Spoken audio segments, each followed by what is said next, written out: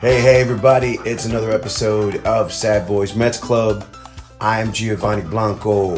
And I'm Franklin Blanco. And it's been a crazy summer. We've been away for a few, but we've been definitely keeping track of everything. We're post-deadline. I mean, for the trade deadline, that is. And, a while back, we definitely realized that this season was going to be a season of examination, a period of refocus, and with all the trades that happened, there were definitely some things that felt good and some things that did not feel so good. Let's start with the good stuff. I mean, I think this was overall a good trade deadline. Like, I don't have that much experience, but I'm much more on board with the trade away current players to get prospects, because we've been on the opposite end of that. Yeah. And it's very, like, we have the worst trade, not in history, but of like the last, like, at least 20 years, maybe longer, with PCA. So it's kind of like, I feel a lot more comfortable knowing that, like, yeah, we traded some guys away, but we know where they're at, and then we got a bunch of guys. We got an insane amount of prospects, including Gill Hill. Gill Hill, player. But we got him right in the trade. Yeah, Gill Hill. Who did we? It was like 3 guys for somebody, right? Yes, that was by far the best trade in my opinion, because we traded Freddie Peralta to the Rays for Emilian Pitre, Gill Hill, and Aiden Smith, and these are all like top prospects. These guys were all in the Rays top 30. Yeah, which is kind of great because the Rays have a great farm system. So that's they're all about their farm system. Yeah. And funny enough, I like Gill Hill because he has a funny name. But when I've seen people talking about the trade, he's the guy, like, he was like their 27th ranked guy. Okay. So he was, we got their 15th best guy, and then the 27th and the 29th, I think. But when you look at, like, the talk about it, Gill Hill is, like, going to be a major league player. He's definitely going to be a Met. Like, with that name? He's definitely going to be a Met. I hope he has a mustache. Oh, Gill Hill. Gill Hill needs a mustache.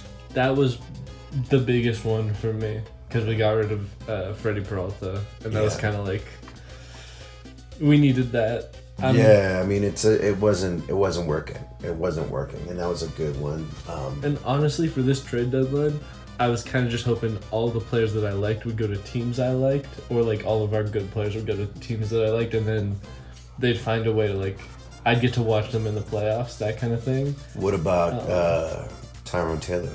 That was the biggest loss of the season. Also, because Tyrone Taylor, like, still has control. We traded Tyrone Taylor and Clay Holmes for... This is Zuzu. Zuzu, you gotta go lie down, buddy. Aww. Zuzu. She's jealous. We're talking. She's gonna knock over the microphone. Okay. You can stay there for a little bit, Susan. We traded him for... We traded Clay Holmes and Tyrone Taylor. Yeah. Together. That's crazy. Who, by the way, are like 2 incredible players. Like, Tyrone Taylor is... He was hot. The best, like, 4th outfielder you could have. Yeah, and he was hot. But Clay Holmes was a good pitcher who was just injured. And he's under control for, like, 2 more years. That's the craziest thing to me, is, like, Tyrone Taylor was a rental. Tyrone Taylor's contract expires, but he's only getting paid, like, $3 million. So I don't know why that would be a big thing. But and who did we trade these? We traded them for just one guy, but he was their second rate. He's the only guy in the top 100 that we got the whole trade deadline. Jefferson Rojas. Okay. He's like 60th overall in the top 100. So it's like it's a good player to have. Mm-hmm.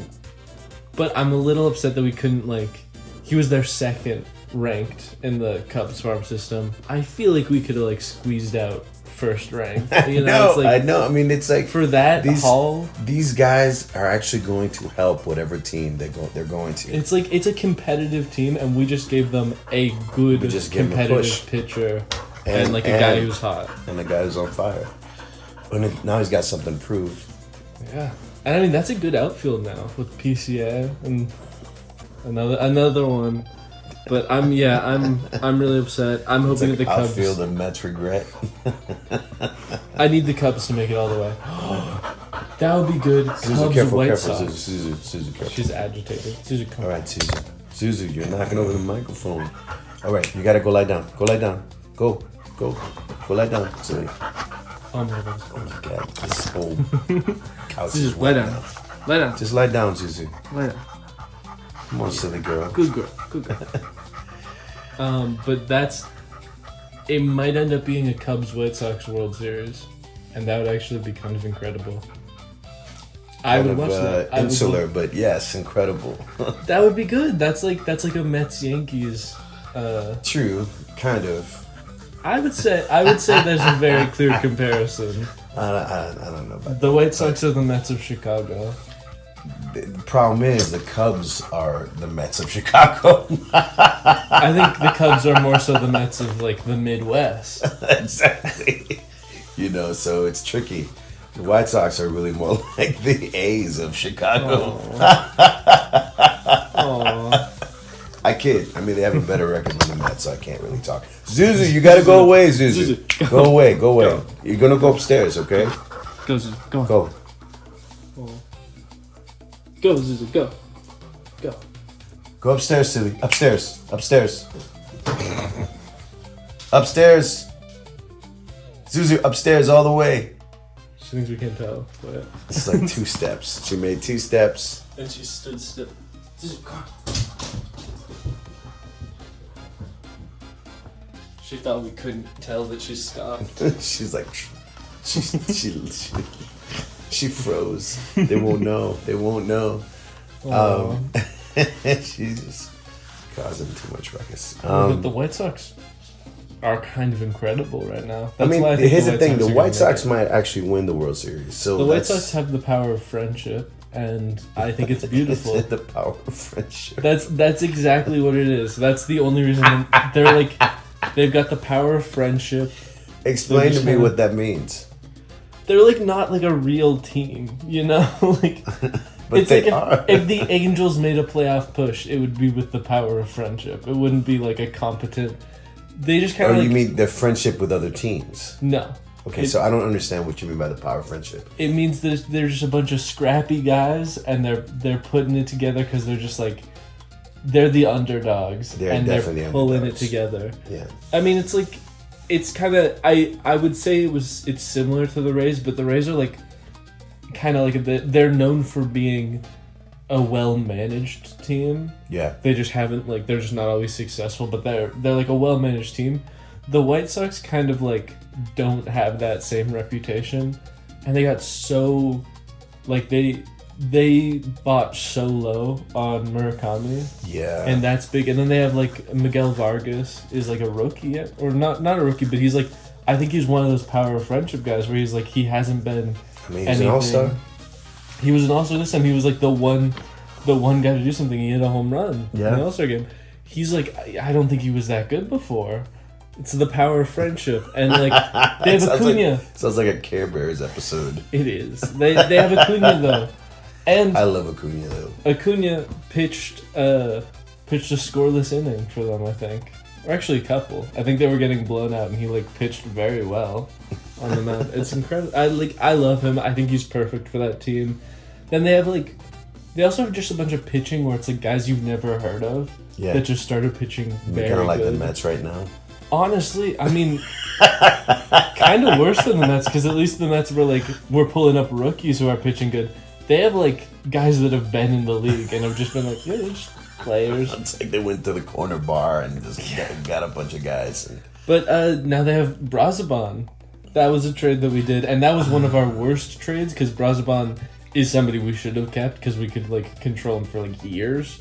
Yeah, and I didn't think he was that bad. I mean, I thought... No, he wasn't. He was so good. Doing good. He was so good, and it's ridiculous that we traded him. We didn't trade him for that. So the White Sox got him. Yeah, and that's, honestly, though, that's one of those issues where, like, I've kind of lost a bit of faith in the Mets, so I'm living vicariously through like a handful of teams that have our players. And it's like the Rays and the White Sox, and now a little bit the Cubs, because like Tyrone Taylor is one of my favorite players, so I have to root for them a little bit. It hurts, but I gotta. I want to see Clay Holmes with the Cubs. I want to see David Peterson with the Cubs. I want to see them suffer through that. Yeah. That was the first trade that we did. We traded David Peterson for a guy, and that was like the best thing because we were gonna drop him. Yeah. So at least we got somebody for him. But like, it's sure he's not working like the box office. No, the Cubs. The Cubs had like a full like all-star rotation, and every single one of them got injured. Like their top five starting pitchers are like out of the season. They need that. They need that. Yeah, that's why it was like the first trade because there were like at least pitching. 5 or 6 trades. What were the other ones that were like anything we worthwhile? We had a lot of trades. I mean, this is the one that makes me really mad. I think our worst trade, like the Brasbaum one, is a little disappointing, but he hasn't. He's been great, but he hasn't been like elite. Yeah. There was one guy that we traded that's been elite, and that's Luke Weaver, and we traded him for one guy to the Pirates. I can't believe that one. He's the best. He was the best reliever on the market. So good with us too. He's the best reliever on the market. I think we should have traded him, but I think we should have traded him for much more. And I like the guy we got. I think like if you're thinking about rebuilding, and you're thinking about creating a team that's like this is somebody you keep. This is somebody you keep. I mean, it's like this. But I mean, hey, we got a new closer in Kodai Senga. That's big for me. He's pitching. Because this is the thing, he pitches so good like the first 3 innings, and then falls apart. Maybe that's his thing now. So exactly, he should just be like he should be a closer. We should have figured that one out earlier. Well, I think it's because he wanted to be a starting pitcher because starting pitchers are just more valuable. Mm-hmm. But not if he's bad. Not if he's like a good save guy, like a good relief pitcher. Well, because Devin Williams got injured, so he had to take over. Devin Williams has not been. Devin Williams has been. It's okay, man, but he was supposed to. Luke Weaver should have been our closer. To be. Yeah. Devin Williams was performing in a way where Luke Weaver was much better. Yeah. But I'm just mad because we got one guy, and like again, I like the guy. We got Sammy Stafford, which is like. He's a shortstop. He was like their 14th ranked prospect, which I think is ridiculous for Luke Weaver. But where was this? Oh, the Pirates. He's a Mets fan. That's the one thing that I like I like when we get a guy and he's like he grew up in like Queens and he's like so it's like it's Steve Safura. He's not the greatest, but I like that he'll want to play well. Yes, you were aiming for the power of friendship. Exactly. And honestly... And it feels like we have that a lot. But we're having a bit of a power of friendship. Clay Holmes leaving. There was like a weird... What was it? Clay Holmes and Ewing? Or somebody like they were best friends? I don't know who you mean. But I think that there was an article about how Clay Holmes, and I think it was Ewing... It could have been Young, but I think it was Ewing, that they were best friends and they like separated them. You know. While you look that up, I'm going to say one thing. Like you could be disappointed, you could be curious, excited about some of these trades. I still think, like, why are we still playing and why do we still have Polanco? That's the stupidest thing. It's because we're paying him so much, so we can't justify not. But right now, I know he's been injured, but when he's been playing, it's been terrible. Is that like his batting average is like 5? It's like 5. He's hit 2 home runs, and I think they've both been by luck. And it's like he's such an incredibly bad player, and the worst part is he's like our DH most of the time because Jared Young is just a better first baseman. He's the best first baseman we have. So we're clogging up the spot with our worst batter, with the position that's just batting. But I mean, and Polanco's clearly one of those players that just isn't supposed to be in New York because he was better everywhere else. I don't know what happened. I guess some people just can't stand it. Luke Weaver. They were best friends. Luke Weaver and Clay Holmes. Yeah, so I guess it didn't end up mattering because they both got traded. Yeah, but different teams. That sucks. It does suck. I mean, I guess it's better because I wanted Luke Weaver to go to the White Sox, and that would have been rough if they were on White Sox and Cubs. But I was going to say, we do kind of have a power friendship thing going on right now after this trade deadline. And you know who it is? You know why? Because I think the second episode of the podcast, when we used to do like player of the week, my pick, Jeffrey Young. Oh yeah, we got Young. He's bringing. I think because he got brought up like right after the trade deadline. And I think he's bringing that energy. Oh, absolutely. That first game he played was just ridiculous. I mean, I think he kind of fumbled yesterday. I mean, yeah, but it's still he's out there and he's putting in the effort. Like there was one play where like energy, man. He was like he had to run to home to get. Oh yeah, that was crazy, and the way that he caught the ball and covered was insane. And also he did play on first base. Like he's here to was play. Good. Yeah. I love him. I've been loving him. Yeah, we've been fans. We've been fans, man. We've been fans for a while. So it's like it's good to he's again. It's like this is the energy we need. This is the energy we want. I mean. And of course, just I'm loving what we have, the outfield, It does suck, though, that Soto's injured, but the one good thing about Soto being injured is that I get to see Benj and Ewing play every day because they love Robert, and they won't play, like, the trio. They won't play both of them if Soto's out there, because, like, why is that? If all four of them are playing... They put Soto left field, one of them Robert, and then Benj, and they yeah. don't play the other one, and it's like that's upsetting to me because I feel like they're better players. They're what we need. They're bringing the young. You got to bring the young. Exactly. Yeah, they are, man. I mean, it's just like I think it was yesterday's game, maybe that there were some foibles by Ewing. And maybe Benj too, where they like didn't catch some balls. It was just like that was just pretty bad. I did see something where Benj threw the Kodai Senga's first career save. Benj caught the last out, and then he threw the ball into the. They got it though. They got it back. They got it back. Yeah, and it was so funny because like right after Kodai Senga posted on his story, and it was something like. What a save, Ben! Like, because he caught the last ball, and it was clearly like trying to. The publicity, like, he's not mad, guys. Like, what a catch, Benj. So passive aggressive. Great catch, Benj. But they got it back. Okay, no. What now with this team, man? What now? Well, this is just a quick thing. I opened Instagram, and this is the thing that I keep seeing clips of. Is there was a Lindor interview, and it makes me very happy because I know they say this, and then like. Sometimes it's publicity and sometimes it's like it's not in their hands. Like Clay Holmes was like, I want to be part of the rebuild of this team, and then he got traded. Yeah. But Lindor is saying the plan is to be here for my contract, which is 5 more years, and I love to see that. Yeah. He's like, when I signed up here, it was to be in the good times and the bad times and to win, and I kind of love that, and I'm like, that's nice to see. But that's awesome. That's awesome. Other than that, the trades, like nothing else really interesting happened. Have you heard anything about, like, are we like just kind of strolling with this like manager? I don't know what's happening because I think it was Beltran said that he wasn't gonna. Yeah, he's not. He wasn't interested. He said he was like, no, I'm not gonna do it, which sucks. But that does mean, yeah, Pujols. What's his face? Pujols is like. He's the only guy that's been talked about, and Andy Green, I think, has been confirmed that he's just like interim, like he's not. Yeah. He's just until the end of the season, so I'm kind of feeling like we might. He definitely feels like a substitute teacher.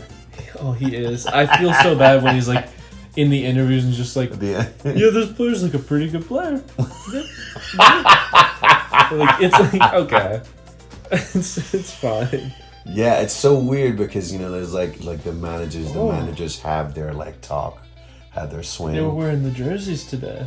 The classics, the 86. I love those. Which is it? Oh, he wants to stay with the Mets? Is that yeah, that's what it is. I thought he was going to say he wants to stay with that jersey. Me too. That looks great. It does. It does look really good. Yeah, maybe that's bringing some luck. Is that anniversary game this Saturday, or did it pass already? Wasn't there like a celebration, 86, like 40th year? I do not know. I believe that there was like a celebration either this Saturday or the past Saturday, celebrating 40 years from the. Was that? That does remind me though that Shohei, when they I think it might have been like his MVP acceptance or like when they won the World Series, there was some kind of speech and he shouted out the 1986 Mets, and I think it was just because it was like it was like the anniversary, whatever, but it was like such a weird, like timed thing, and I think about that a lot. Where he's like, "Shout out to the 1986 World Series." It's like, oh, why did he do that? Hell yeah, why not? I still to this day don't fully know why, because I don't know why it would be like your 40th anniversary Mets. It's like Shohei Tourette's. 86 Mets. It's all the cocaine. It's coming up. Yeah, I mean, the good thing is that, I'd like to get a little philosophical. Not philosophical, but just say that, I feel like we're on the other side of any sort of reality of anything happening this season. So there's been like a certain relief. Well, we could still make the push, but I get what you mean. It's like we can't get the wild card. We could still get the wild card. Yeah, that's if we have like a 750 win percentage for the rest of the year. That's not impossible. It's not impossible. It's been done before. It's been done. I feel like we've done it before. I think we did something more impressive because we did it over like a longer period of time in like 2024. But this is a crunch. Yeah. I felt like is it 24 where we like had losing record in the first half? Worst start ever, and then the last 2/3 we were like we crushed. And we made it to the Dodgers, the NLC, and then I'm still mad about that because we were a better team than the Yankees that year. We actually put up a challenge for the Dodgers. Yeah. No, I mean, look, okay. I'm not gonna say never, but there is some sort of relief. I know what you mean. It's just like I don't have to feel like, okay, like if we were contenders, there's just like a different thing. I'm not saying I'm grateful for the experience that we've had this year with this team, and the ups and downs, and to see how kind of like the reality that there's a lesson in this. This is what I'm trying to say, that there's a lesson in this, that you can't buy your way to something. Like it doesn't guarantee happiness. It doesn't guarantee fortune. It doesn't guarantee success. That money needs to be, you need to have strategy. You need to have thought. You need to have experience. You need to have,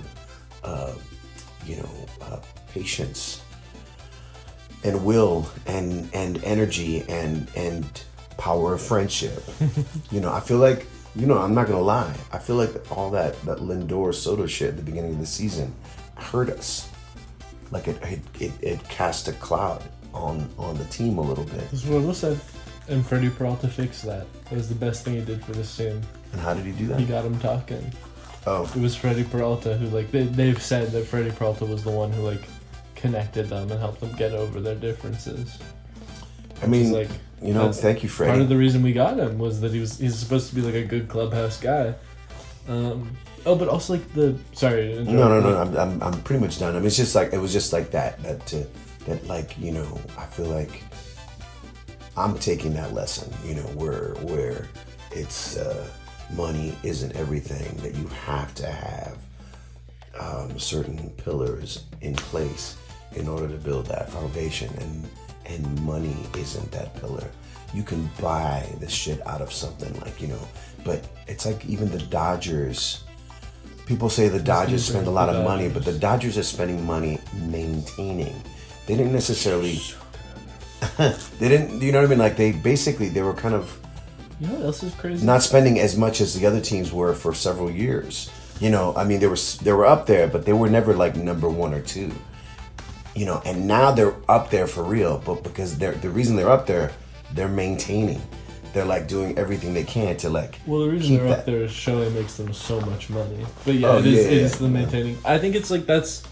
Again, that does prove the whole like it's not just about the money. Like you have to be smart about it. Like that's their whole thing is they're great from the bottom up. But I was gonna bring up the Dodgers because they also enforce the point you're making of like the 2 moves this year that the Dodgers made, like the big ones that are like we're not gonna be like logistical about this. We're just gonna buy big. Like we have the money to pay Kyle Tucker $50 million.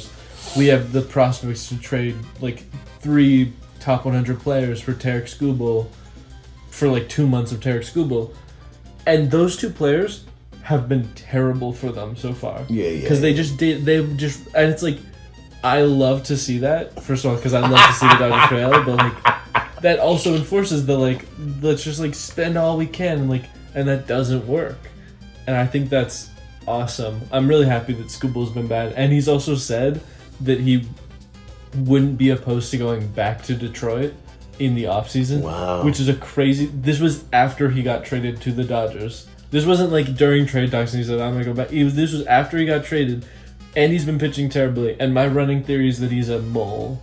He's there and he's going to like... He's sabotaging them. That's what I think is happening. That's not a bad theory. I love that for him. I don't know what Kyle Tucker's doing, though. He's just bad. Like... It's funny because every time I hear Kyle Tucker, there was a movie, and I think for some reason I feel like it was called Kyle Tucker Must Die. I've seen that movie. It's something Tucker Must Die. I know. It's like John Tucker. And every time I hear Kyle Tucker, I think of that movie. You think about how he must die. Yeah.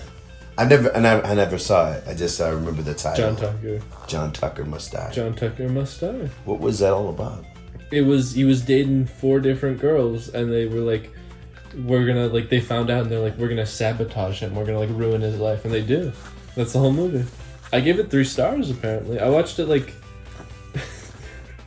I watched it June 12th, 2024. So. 2 years ago I watched it, but back then I liked it enough to give it 3 stars, so clearly it's pretty okay. All right, what can we say to maybe move on from the Mets? That we what do we want to see in the next few weeks? We want to see more Jan. I think I like all of our young guys who are pitching. Yes. It's like... I would say even... Fuck it. Let these guys go 7 innings. I mean, yeah, even today, we got our guy... I think it was Zach Thornton was pitching, and he had like a quality start, and we still lost once he left. Mm-hmm. And that's like... Let these guys stay 7 innings. Stop taking people out in the 5th or the 6th. Also, Sean Manaea had a great game. Yeah, I saw that game. I saw the recap of that. That's kind of what's great about us having traded all of our guys has been like, now Sean Manaea has to pitch, so he's gonna be better. He's going to get better. But we backed him up. I mean, he got so much support in that game. That was like a.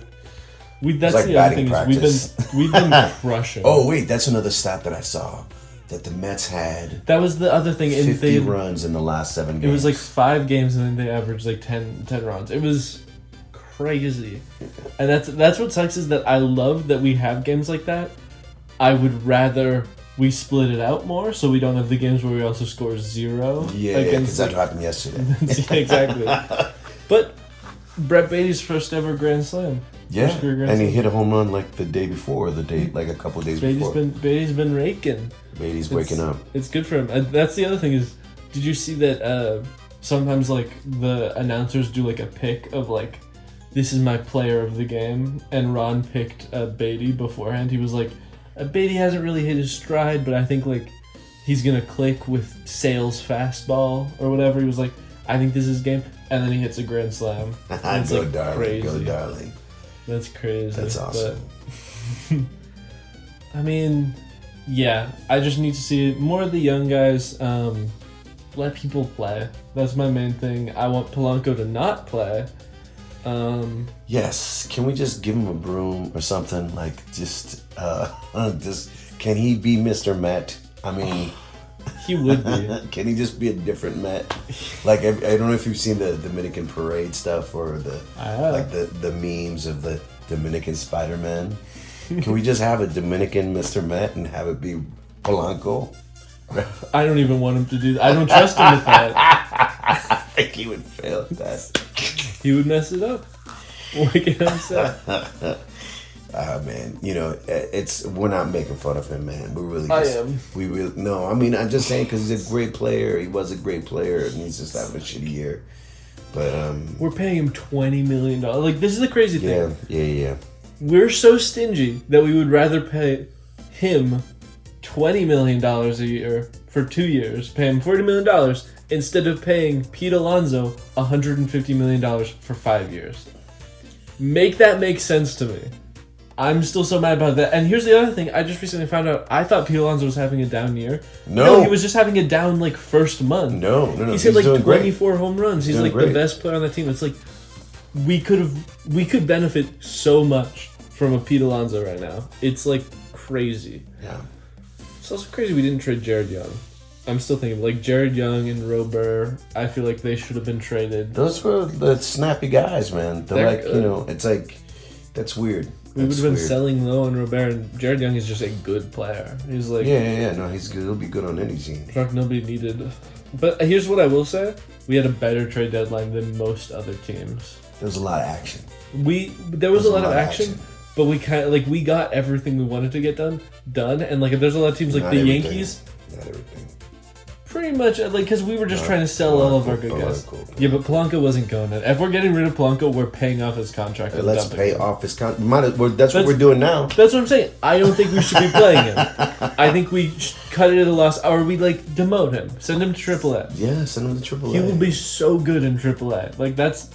But also, maybe the Yankees, he needs a little shame. He needs a little hey man, you gotta. Here's the other thing: we didn't re-sign Pete Alonso, and I'm coming back to it. We didn't get Wilson Contreras, and I'm still so mad about that because that was another loss. He said in an interview, he said out loud, he had a no trade whatever, and he was like, "I will happily get traded to the Mets," and we didn't get him, and he's one of the he's top 5 first baseman this year. And we didn't get him, and I'm still so mad about that. Yeah, because he would have been good for next year. And he's got the fire too. He's got the power of friendship. He's the only person on that Red Sox team who's has any passion. It's I'm Is his contract up this year? I don't think so. Because he might be like an off-season play. I would love for us to get Wilson Contreras, but I think we might have missed the moment where he's cheap. I think. Yeah, once the off season happens, then it's the agents come in. His contract is good for next year, and then a club option in 2028. He's there for. We could have traded for Wilson Contreras. I'm gonna look at what they traded for him because I'm. Wait, so you got traded? No, it's. I'm looking at what the Red Sox traded for him.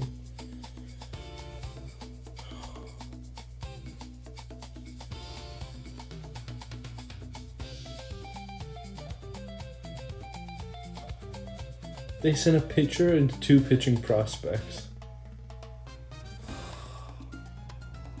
Oh, I'm mad.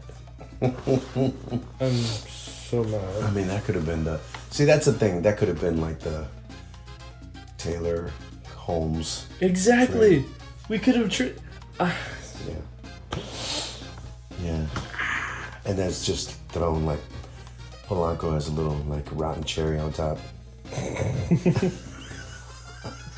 Oh, by the way, they do that in Washington. They do the bills, and it's hey, this is the big happy bill, and they sneak all the nasty stuff underneath. We would have to pay them. If we traded Polanco, we would have to pay $50 million for them to take him. All right, Polanco, that's official. We have to make you better, man. We have to make you stronger. Can we just make him bionic? Oh my God, can we? Can we just cyborg him? Please.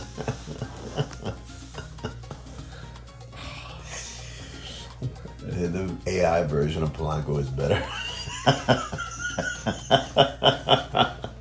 Man, we're coming down on Polanco, man. That's not fair. Oh, That's man. not fair. No, I think it's fair. I think it's fully fair. After he's played the way he's played, and then he gets injured, like he plays terrible, and then he gets hurt, and then he comes back and he still plays terrible. Yeah, I mean, I see his face, man. Like in his face, you can tell that it's like he's so like.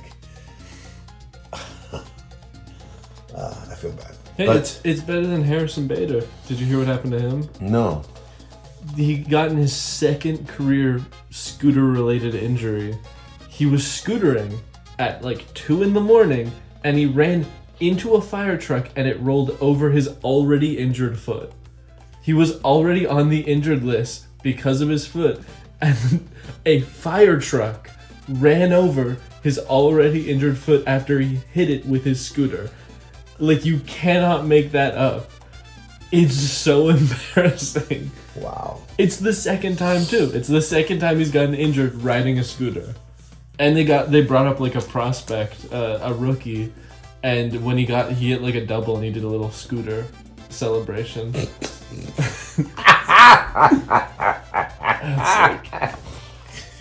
I'm surprised I haven't seen any sort of like rooster. Chicken rooster fucking pranks on Edwin Diaz. He's been so bad. That's the other thing.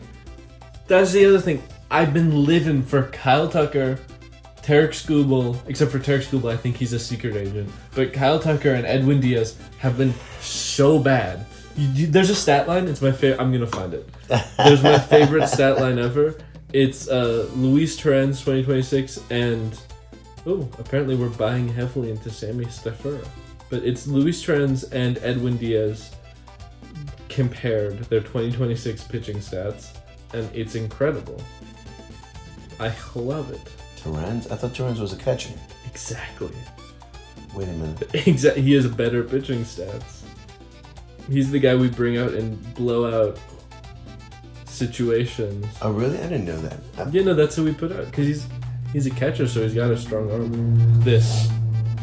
Their 2026 stats. Oh my god. The green means he's winning that category. He's winning all the categories. And Edwin Diaz is a professional pitcher. How many innings has he pitched? He's pitched a couple because he's gotten some. This is the other thing though. I saw that Zach Short pitched a perfect. No inning. blown saves. Exactly. Edwin Diaz 3 blown saves. That's the other crazy thing. Edwin Diaz, I think that matches either was like 2025 or 2024 amount of blown saves, and it's like, I think this year he had like 8 save opportunities and 3 blown saves, and that year he had like 37 save opportunities and 3 blown saves. It's like incredible. Also, though, I did see earlier this season Zach Short, that guy we picked up from the from the Tigers when Lindor was injured. He pitched an inning, and it was a perfect inning. He's like the only perfect pitcher in the league because he pitched 1 inning, no hits, no strikeouts, just that. Wait, but he's a shortstop, no? Yeah, because we put him out to pitch. I love when players do, like Miles Michaelis. This is the biggest heartbreak ever. I love Miles Michaelis because he's one of the last guys left who's like an innings eater because he's so bad.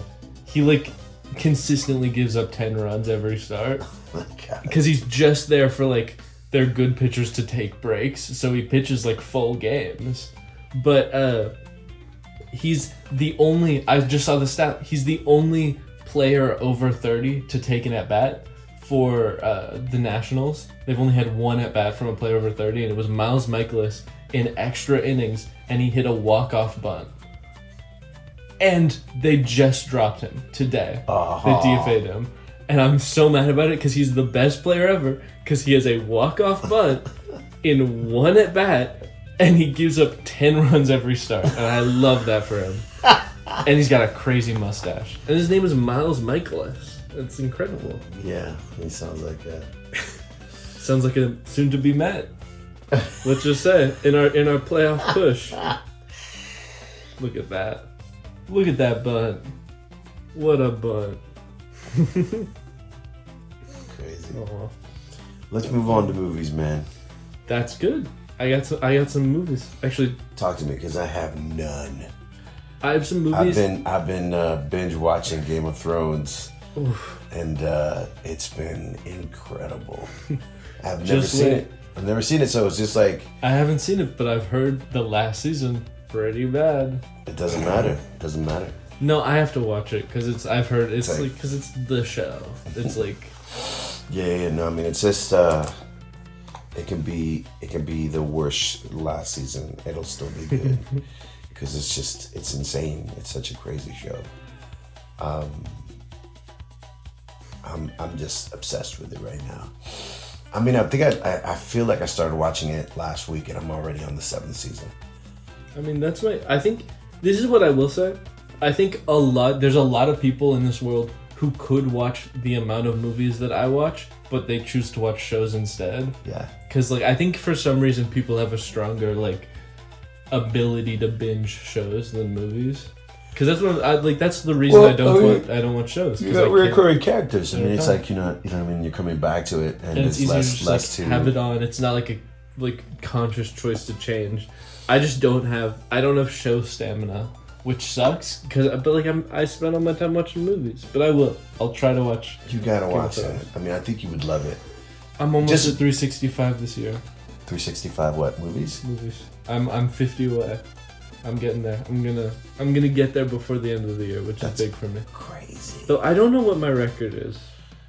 Like how many movies in a year? Yeah, it's hard to tell because I think last year I watched all of Love, Death, and Robots, and every episode counted as a movie. So I think minus 30 from my total last year. But why minus 30? Because there are 30 episodes of Love, Death, and Robots, and they're 10 minutes long. I don't count short films. Oh, but so I thought you were saying that each episode was a movie length. No, just each one is I logged as an individual movie because they're on Letterboxd as. You have to take it out. Yeah. They don't count. It's not fair. Oh yeah. I wish I've seen a movie. I think I saw a movie. Actually, I did see a movie. We should listen to your movie because I have a long tangent about 2 movies I've watched and then some casting news as well. No, okay, I take it back. I haven't seen a movie. I haven't been to the movies in a long time, which is sad for me. I'm kind of depressed about that, but no, it's been rough for me too, and I kind of forced myself for the 2 movies I want to talk about. I was I have to see those in theaters. Yeah, and it felt really good. It's I've been busy. We've been traveling. We've been doing stuff. It's summer and it's busy and a lot of shows and stuff. But yeah, it's hard to find time, but it is worth it. It's I was doing so good. I've had a hard time sleeping my whole entire life, and I finally figured out how to sleep at least 6 or 7 hours a night. And Game of Thrones just ruined that.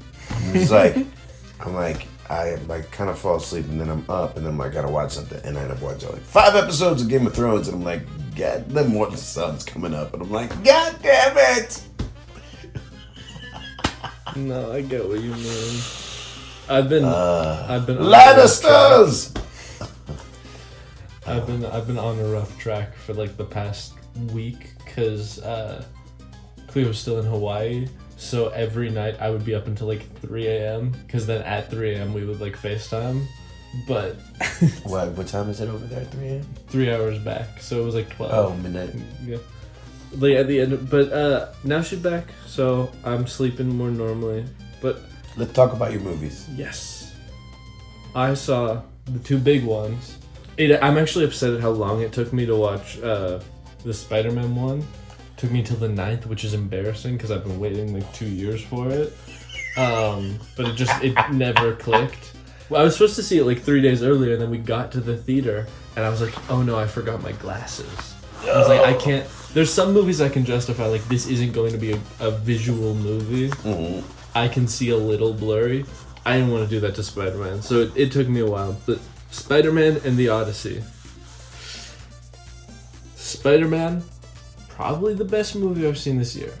Awesome. I was really excited for it, and I was right to be excited for it. Like, the hype was there, and it lived up to the hype. That's great. And it was like, I don't want to say too much because it was, like, I don't want to spoil, but it was like, it was exactly what I wanted from. There was a lot of fan service as well. There was like a montage in the beginning of him like facing villains, and like this is, I feel comfortable saying, like, the Scorpion guy from the first movie that was kind of like an unfinished thing. He came back in like a scorpion suit, like he had like the tail and stuff. And they had Tombstone. Tombstone was a big one. They had Boomerang. Boomerang was my favorite because Boomerang is a nobody, and they made a costume for like there's somebody who is cast as Boomerang in the MCU, and I think that's incredible. It was like a single frame, and Boomerang was in the movie, and that made me so happy. I don't know if you've seen any of like the casting drama around like Sadie Sink. No. And that stuff. I won't spoil it then, but it was a big thing, and I'm upset that she was in the movie, but I think it worked for the story they were telling in the movie. Okay, good. I like her a lot. My main issue was just with the character that she was playing, because it was kind of like they did a whole like marketing stunt where it's like, what character is she playing? When it was like obvious the character she was playing, but I was like hoping against hope that it wasn't. But I found out beforehand, before the movie came out, who it was, and I was really upset about it, because here's what I will say. I'll say who it wasn't who I wanted it to be. Yeah. I wanted it to be Firestar. Because okay. I remember, I don't know if you remember when we would watch the old Spidey and Friends show. Yeah. Where it's him, Firestar, and Iceman. Mm-hmm. And I was like, he has no friends. That's how he left out the last movie. And she has red hair. So there's a world. Yeah. But I knew it was unrealistic, and it was. But that was a crazy big casting. I really want to tell you, because that does segue into my next topic. But anyways. Then let me watch the movie. Yes. I will watch the movie. You gotta watch the movie. But that's like, she's a big character. For like that's a big casting. And other than that, it was a well done movie. Like, I've only talked to one person who didn't like it, and even then he gave it 3.5 stars, and he just didn't like the ending. And the ending was perfect. Like, the ending was great. Like, I want to see it. I can't even complain. I liked it a lot more than No Way Home. It was a 5-star movie. I did not like No Way Home. You didn't like No Way Home because you don't like the visual effects stuff. That movie bothered me so much. I also didn't like No Way Home. Yeah, I like a couple of things in it. I like the idea of all the Spider-Man. Thomas Hayden Church. Yeah. That's but I like Andrew Garfield. I like the whole. And I like the ending. Yeah. But it was just like, man, they shot this in a room. The whole time, like the movie felt like it was so CGI'd. I will say this though, they're bringing back Tobey Maguire for Doomsday, because you know how Doomsday Secret Wars is like, Secret Wars is when all the Earths collide. This is okay. Wait. I'm going to talk about the Odyssey first. Okay. Because this is a bigger topic. Talk about the Odyssey really quick. I thought it was just okay. It was a movie. Are you excited for it? I'm very excited for it. It suffered a bit from like the pretentiousness of like, it was nowhere near as bad as like it could have been, because like I'm comparing it in my head to like Disclosure Day of like this super famous director, new movie. It wasn't bad. I gave it 3.5 stars. I thought it was a good movie, and honestly, it didn't feel that long while I was watching it. That was like my biggest worry, was that it would feel way too long. And it didn't. I forgot that John Leguizamo was in it. John Leguizamo is great. And John Leguizamo is one of the reasons that it was such a good movie. Like, I love that. You've got a dying goat. Aww, she's so sad. But I thought it was like, and visually, this isn't a spoiler because it's the Odyssey, it's like way long ago. The Cyclops was kind of my favorite way they could have interpreted it. And apparently it was like a big massive puppet too, which I think is really cool, but like it was the best way to interpret like this is we're doing a realistic take on like what this would. It's like it was freaky and it looked too real and it looked like that was a really good interpretation of the Cyclops, like because there's been bad it was so good. I thought the casting was good. I don't really like Matt Damon. I think here's what I will say. I've seen other people say this too. You should like read a summary of it beforehand. I Clea was reading a book that's like the Odyssey, but from like the perspective of all the women in the Odyssey. So I got a bit of a summary beforehand already. So I was like, and I think that does help. I think it does really help to like have a bit of a refresher. Basic to go off of. Yeah, but it's because I heard that it's always, the case of books made into movies. There's so much that's left out. There is, and there were some problems. I thought you'll know the actress, but Calypso I thought was not. She looked like a perfume commercial. It was. What's her face said he loves her? Charlize Theron. Oh, really? Charlize Theron was so out of place because she looks, no offense to her, she looks like very modern plastic surgery-y, and it looked like of all of the casting she was the most out of place, and she was wearing like a fishnet, like an actual fishnet on like, and it was like a weird location that she was in for that part. It was like, it looked like a perfume ad. That's exactly, it was like like a commercial. It was like weird. That was one of my big complaints. One of my big likes, Himesh Patel. I love Himesh Patel. Haven't seen him in enough stuff, but You saw yesterday, right? I did see yesterday, but he gets fan cast in a lot of things, and I've always been like, yeah, sure, because I don't know him. He was really good in this. I would say he was on the tier of Matt Damon, if not like I enjoyed him more. He was in a TV show that I really enjoyed. EastEnders? No. It was like a science fiction. Damned.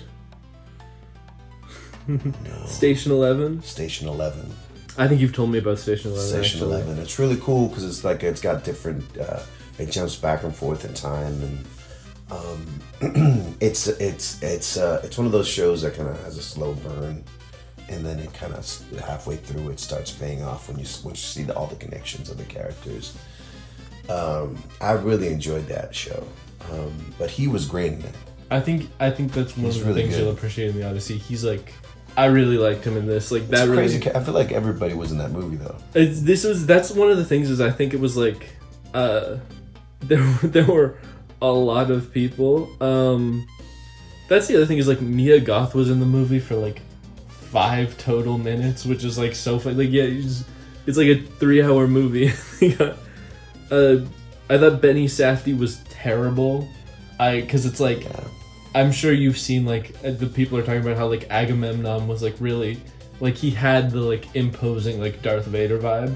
Then you hear him talk, and then you just like see him take off the helmet, and it's like it completely falls apart. It's like it doesn't make sense. I don't know why they cast, other than the fact that like I guess Agamemnon kind of sucks, and the story doesn't really touch on how he sucks.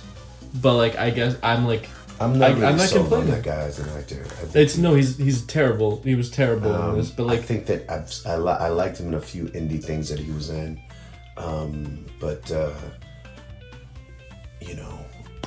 Hollywood stuff has just been kind of like, you should stay in indie movies, man. Oh, here's what I will say. I also really hate Agamemnon as a character because like, again, not spoiling because I'm just not gonna say it, but like the final third act is stupid and convoluted, and it's that way in like the book too, but it's so stupid and convoluted, and it's only because of Agamemnon saying it's because Agamemnon sucks and he warns Odysseus like, be careful, they might hate you, and it's like, no, they just hated you because you suck. Everybody loves Odysseus. Like what? This isn't I mean, it's like it's crazy thing. Because I read the Odyssey like when I was a kid. Never read it. I don't remember anything about it except for that I hated Agamemnon. He sucks. Every single interpretation. That name sucks. always, every time it comes up, like I always think Like, and I kind of pictured him like as an actor. Sometimes I see an actor that, like, you know, when people say he's got a punchable face, I think of that character. That's kind of what I will say is that is like one of the reasons where I hated Benny Safdie in this, but he has such a punchable face. So like I think it works because he's not cool like people say that Agamemnon seems in this movie. But I don't think Agamemnon is cool. I think he's like weird and he's stupid. Yeah. So I think it might be great casting because like might be perfect. It kind of works. Yes. Other than that, I thought Lupita Nyong'o, she got like 5 minutes of screen time. She was great. Same with John Bernthal. I think John Bernthal did well. He also only got like 5 minutes of screen time. Zendaya had nothing to work with. That's what I will say. Zendaya, very small role in the movie. She did the job. I wish there was more for her to do because I like her. Dune. She's which is also crazy. She's got Dune, Spider-Man: Brand New Day, and The Odyssey. It's like drama. She's gonna be like it's insane. And the drama. Uh-huh. That's like she's doing Robert Pattinson levels of like. I mean, actually, Robert Pattinson this and Euphoria. And Euphoria. It's like she's those. Oh my god, she it's like needs to insane. go on vacation. It's. I mean, hey, they'll be able to with how much money they're making this year because Tom Holland also in The Odyssey and like it's so much. But yeah, then again, Robert Pattinson, incredible in this. Maybe the best part. I like him a lot. Tom Holland, also great. Have you seen Good Time yet? I have not. I've not seen that. Oh, we're talking about Sad Fees and. I'll add it to my watch list. That was the movie that made me believe in him as an actor. For me, it was Twilight. I believed in him from the start. If you've seen how he sparkles... The brooding. It's all about the brooding. I just rewatched that movie. It's so hilariously bad. Like, I forgot it was so funny and how bad it is. It's intense. I knew it was bad, but it's actually so fun to watch. Like, what's crazy to me is that I saw it not that long ago. I want to say like a few years ago.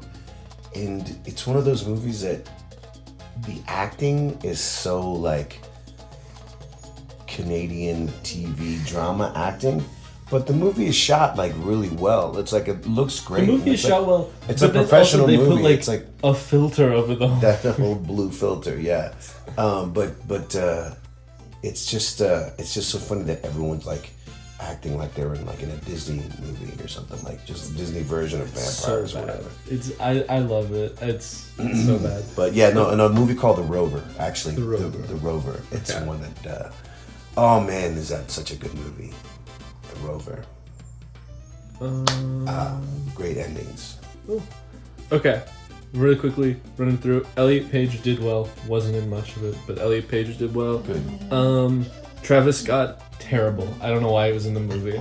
Because he like, to be fair, all of the other times it's like they're not really. They're like, all of the other actors are doing what I would do if I was cast in The Odyssey, where it's like they're doing kind of like maybe like British, like they're like they. Yeah. I don't know what a Greek accent is. I would just try to sound like old timey and fit.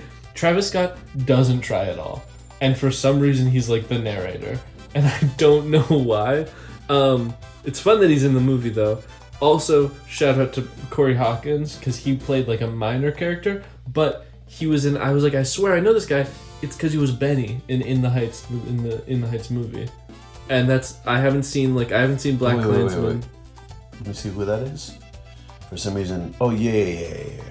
I thought it was somebody else you were talking about. He was also Dr. Dre in the Straight Outta Compton movie. He was good. He was really good.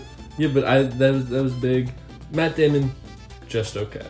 He's done better. He did the role. He was like, I think the movie had problems. A lot of them I can't expand on because like it involves like stuff that happens in the movie. So I think you'd have to see it before But like, it was a good. I'm glad I watched it. I had fun watching it. I still haven't seen these two movies. So I'm gonna go see them ASAP. You had something that you were gonna wrap around from the Marvel stuff. Spider-Man stuff. There's been casting. There's been so much news, and there's about to be a lot more news in like a couple weeks because there's like a convention and they're announcing the full X-Men cast. But the new X-Men? Yeah, this is the thing. Secret Wars, all the worlds collide. Like it's Doomsday, and then Secret Wars is when Doom is like in control, whatever. Battle World. Generally, comics. Like the general story. A lot of stuff happens. It's basically confirmed that it's Doomsday is gonna be like a big. Everybody's coming back. Everybody's here. Like the Fox X-Men are gonna be back, but this is. I think that what's gonna happen is because this happens a lot in the comics where they do like a worlds collide, whatever, and then they take the amalgam of like a bunch of different things. Like it happens in DC. It's happened like 5 times there. I'm hoping that's what happens here because like they're doing a big recasting, which they should. I think they have to keep some people though. Like I think Tom Holland is staying for a foreseeable while because first of all, I think Spider-Man Brand New Day, I'm pretty sure is the highest grossing movie ever in like the opening week box office. So I think they're keeping him. No, it's not. But I think it is. I think it really it broke like 1 billion first week. I think like 2 billion. Really? Yeah, wow. He made a lot of money. It was because as it stands, the highest making movie was Avengers: Infinity War. So it's like not crazy to be is like. That though adjusted for inflation? I believe so. But I think Tom Holland should stay. But then a lot of other people are getting recast. They've already been announcing the recasts for Cool. The X-Men, who were like I guess they were never cast in the MCU, but like they're getting recast, and then like they have to recast like the Avengers, the main Avengers, all that stuff, because like they're too old. Like it's this is gonna be their last thing, I think. But there was a leak, and apparently this happens in the comics that I truthfully haven't read, but there was a leak that like the first act of the movie is gonna have, because Battleworld is all about them fighting each other, is gonna have 2 worlds colliding. It's gonna be the Tobey Maguire universe colliding with the Fox X-Men universe, which is crazy, which basically is coming out to mean Tobey Maguire fights the whole Fox X-Men group. And so I think he's gonna die. I think that's what happens in the comics. That's crazy, but are we talking like old? I mean like Hugh Jackman, we're talking Hugh Jackman, Halle Berry. They're bringing back all the people. They're bringing back like Patrick Stewart. Like they're doing like the whole all of the old cast. That's what they're bringing back. Except for like some characters that they should be bringing back, but whatever. But yeah, this is like the last thing for them. So that's all crazy. One thing I want to talk about though is Ghost Rider. I don't know if you've seen that. No. Ghost Rider. Fast? This is big. I was iffy at first, and then I remembered Place Beyond the Pines, and I was like, actually, no, this is perfect. Ryan Gosling is Ghost Rider. And I love that, because I love Ghost Rider, and I love him. And it's because my first iffiness was that... Dude, make Ghost Rider like Drive. Yeah. It's... my first like issue was that, in my head, Nicolas Cage is the perfect Ghost Rider, because he's so weird. And then I thought about it for 5 seconds, I was like, no, but Ryan Gosling is perfect. He looks like Ghost Rider before the thing, and he's done this exact role before. He's played this like 3 times, where he's the guy with the vehicle, and he rides, and he revenges. It's like that. So I'm really excited about that. Like that's gonna be so good. And then I have to look this up now because I don't know if you saw The Long Walk. I didn't, but I want to. It's on my watch list. It's a crazy cast. I like it. Cool. David Johnson. He got cast as the new Black Panther, and I think it's going to be a universe reset. Like, oh, really? Because it's like he's cast as his son or something, but I think they just want to do... I think they should just reset the universe and he's like T'Challa. In my opinion, that's what they should do. And I think it's also stupid. I think he shouldn't be in the new Black Panther 3. I think that should still be like Shuri, whatever, and then they wrap it up and then David Johnson. But like, I love that for him. I love him. He's a great actor. Who's Dewey Johnson? Let me see. He is this guy. He was. Where did we see him? That was not him. That's Damson Idris. Why are they showing? It's him. This is like AI. Oh though, yeah, this is him. But that's really exciting. I like The Long Walk. I like him. Then other than that, X-Men casting. Can't tell you one of them. You gotta tell me. I can't tell you. Why not? It's a spoiler. Spoil it. Spoil it. No. Come on, spoil it. It's for Spider-Man. Spoil it. Oh, you mean from the movie? I don't get affected by that. Sadie Sink, Jean Grey. Yeah. Sadie Oh Sink, shit. Yeah. And I wasn't excited. I didn't want to know that. That's It's crazy. okay. I didn't You know that find was out, that like, kind right of crossover. We find out like right away. I was mad about that because I wanted the street level Spider-Man, and they still made that happen with that. But it was like, for me, that was like, whoa, when I first read, because it's like, I didn't like that. I don't That want that crossover is crazy to me. it's weird. It's weird, but it works. They make the movie, they make it work. It works well. I kind of like it a lot. I mean, I guess they're laying the groundwork for the stuff coming. Yeah, but it's crazy how big of a character she is in that. But like, anyways, We gotta wrap this up, man. did you see Beef season 2? No, not yet. I figured. The two lead young actors. Yeah. Kaylee Spaney got cast as Rogue. I like her. I'm happy with that. I've seen scenes of them. And Charles Melton got cast as Beast, but he dropped out like 2 days ago. But people are saying it might be like a negotiation tactic by his like people to like. Oh. So I'm hoping it's a negotiation tactic because I don't know if you've seen his face compared to like photos of Beast, but it like they won't need to do prosthetics. Like he just looks like he's got the face. And then I don't know. Like look at he's got a crazy face. Yeah. Look at that face. Then they also cast. I don't know if you've seen Ready or Not, the lead lady from that. I don't really like her, but they cast her as Emma Stone, and I hate Emma Stone. Oh, so to me, it's like it's similar to like Benny Safdie getting cast as Agamemnon, where it's like I don't like the person, I don't like the character. That's kind of perfect. Yeah, Hold up, yeah. and she does look like Emma Frost. So like, there was that, and Kit Connor. I don't know if you know Kit Connor. Sounds familiar. He got popular from terrible show. It's like he got popular from a show called Heartstopper. Horrible show. Horrible show. You wouldn't have seen it. But then he was also in like War something. There was like a movie that was like I don't remember, but he was good in that, and I like him.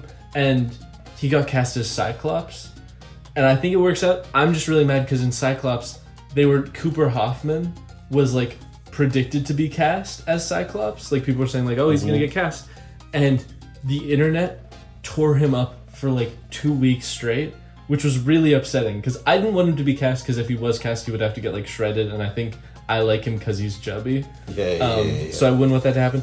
But people were like, ew, he's so ugly and fat and balding, because they were mad because they were like, I need Cyclops to be my like favorite attractive. It's like. It was the most upsetting 2 weeks ever because like people were so like That's horrible. It was rough. I hated that. Cooper, you're a great actor. Love you, Cooper Hoffman. I loved him in is it Licorice Pizza? Licorice Pizza. Yeah. That was I thought he was so good in that. okay.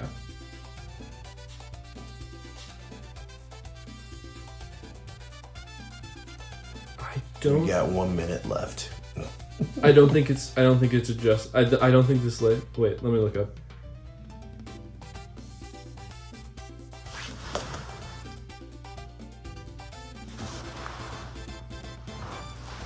This might be officially our longest.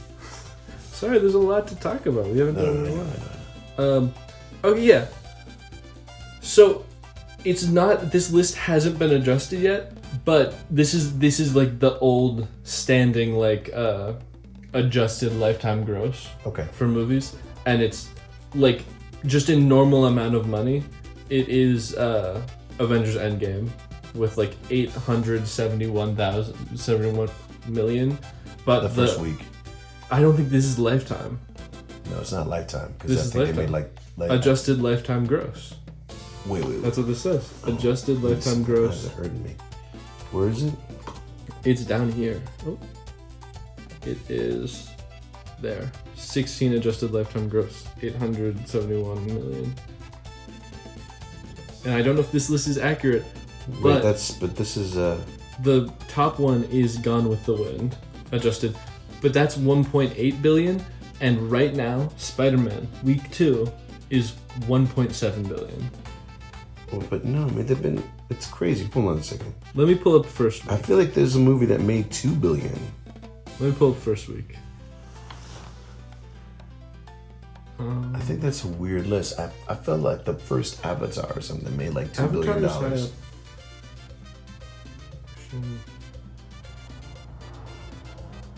Was that Box Office Mojo? Because that's my only trustworthy site for the thing. Box Office Mojo. It's the OG. This is Visual Capitalist. Nah. Go to Box Office Mojo. Box Office Mojo is that thing. I think that was Box Office Mojo. Spider-Man, Brand New Day. In the last week. Okay, that's what it's worldwide. So worldwide made 1.7 billion. That's crazy. Domestic.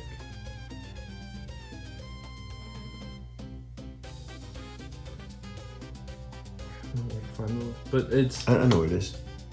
Looking for all time. all time.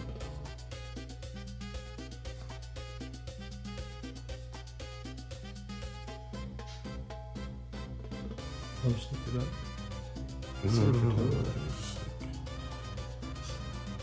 Titles. All time. There we go.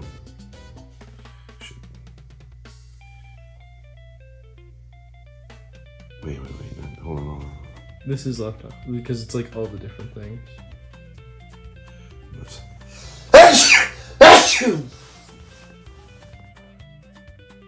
So worldwide, the Avatar top lifetime gross is 2.9 billion. That's what I thought. Almost $3 billion. Almost $3 billion. Lifetime though, Spider-Man 2 weeks in 1.7. Yeah, but I mean it'll probably movies fall off so much quicker nowadays, which is kind of crazy.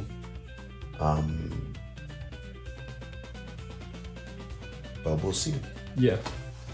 That's top lifetime gross. Spider-Man's already number 3. And it's domestically. It's number 3. That's No Way Home, though. Yeah, exactly. Oh, that is No Way Home. Mm-hmm. It's number 7. 691. Okay, so it's only 270 million off of the lifetime record in its first 2 weeks. Yeah. No, it'll break it. I think it's there. I'm gonna see all worldwide though, because I want to see where it ranks worldwide. It is like 10. Okay, yeah. So we're getting there. It's already 10. It's 10 worldwide. No, it'll be in the top 3. I think it easily.